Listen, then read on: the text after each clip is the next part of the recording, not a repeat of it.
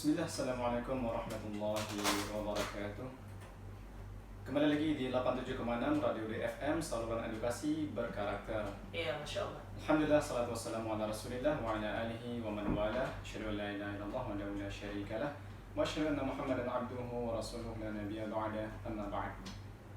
Alhamdulillah, sahabat muslim, kembali kita berjumpa pada sore hari ini.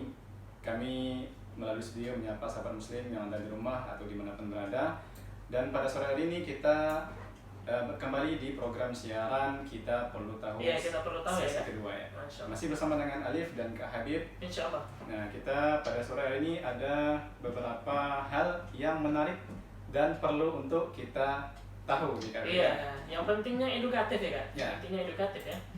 Nah, sebelum kita lanjut nih Kak Habib, Iya. bagi pendengar, bagi sahabat muslim yang berada di rumah yang ingin memberikan informasi, berita, atau sekedar ingin menyapa para pendengar, maka bisa menghubungi kita di layanan interaktif di 0811 6656 876.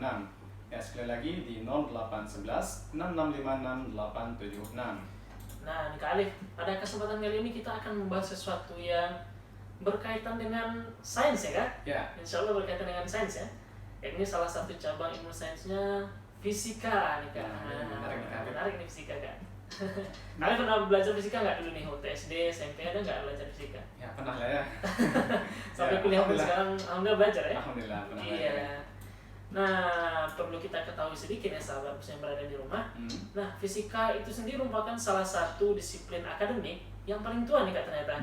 Kenapa Nah, Kak Habib? mungkin yang tertua melalui astronomi yang juga termasuk di dalamnya nih Kak. Mm-mm. Nah, ternyata di dalam fisika itu termasuk salah satunya adalah astronomi ya Kak. Iya. Dan astronomi adalah cabang ilmu yang paling tua ternyata disebutkan di sini kan.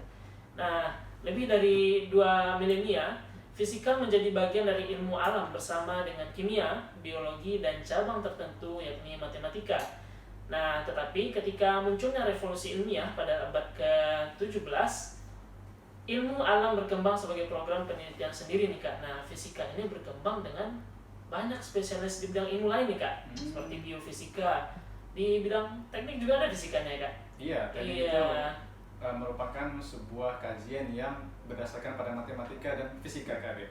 Nah nih Kak, sekarang yang perlu kita sampaikan kepada sahabat muslim di rumah berkaitan dengan edukasi tentang fisika ini apa ya Kak? Nah, ini menarik nih Kak Habib.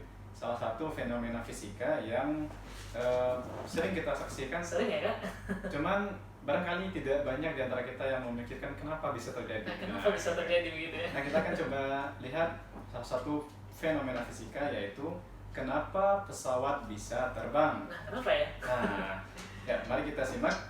Sahabat muslim dimanapun berada, kalau kita lihat ya, seperti yang kita ketahui bahwa pesawat terbang itu kan materialnya atau bahannya itu kan bukan dari kertas ya, Oh, bukan ya. bukan pula dari Tentunya kayu. bukan ya, tentunya bukan Nah, ya. dari logam kan. Nah, tetapi kenapa kok bisa terbang di atas udara gitu Iya, kan? padahal berat ya. Iya. Berat.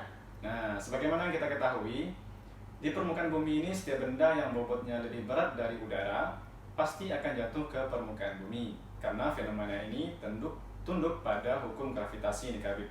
Iya nih Kak. Nah, untuk mempertahankan agar benda tetap berada pada tempatnya dan tidak jatuh ke bumi, maka dibutuhkan gaya sebesar gaya gravitasi yang timbul terhadap benda tersebut.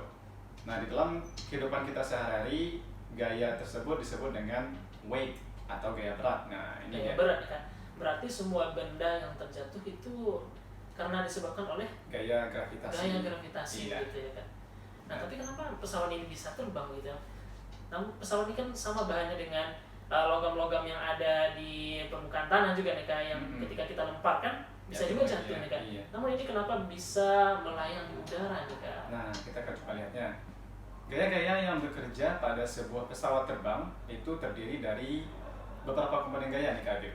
Nah, yang Apa saja pertama ada yang namanya gaya dorong Kayak dorong ya Kak? atau yang disebut dengan thrust. Nah, ini bahasa Inggris nih Kak Habib. Iya. Nah, Nah, ini- sahabat muslim juga perlu tahu nih istilah-istilah penting seputar dunia pendidikan ya. Iya. Nah, jadi gaya dorong ini adalah gaya yang menyebabkan pesawat terdorong ke depan nih Kak Habib. Oh gitu ya Kak. Nah, kemudian juga ada gaya hambat yang disebut dengan drag. Oh Nah, iya. gaya hambat ini arahnya berlawanan dengan pesawat, artinya dia ke belakang nih Kak Habib. Oh iya Kak. Artinya kebalikan dari gaya dorong ini tadi Kak Habib. Nah, kemudian yang ketiga ada yang namanya gaya angkat atau lift. Nah, gaya angkat inilah yang menyebabkan pesawat bisa terangkat ke atas nih Kak Habib. Kemudian sahabat muslim, yang keempat ada yang namanya gaya gravitasi. Nah, ini baru ngerti nih Kak, gaya gravitasi. Nah, ya seperti yang kita jelaskan tadi bahwa gaya ini yang menyebabkan terjadinya benda itu mengalami berat ya, atau yang disebut dengan weight. Nah, ini arahnya kemana Kak Habib? Gaya gravitasi? Ke atas ya? Ke bawah ya? Ke bawah.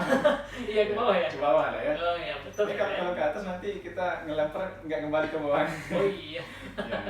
Betul Kak. Baik sahabat muslim, itu tadi ada beberapa komponen gaya yang bekerja pada pesawat terbang.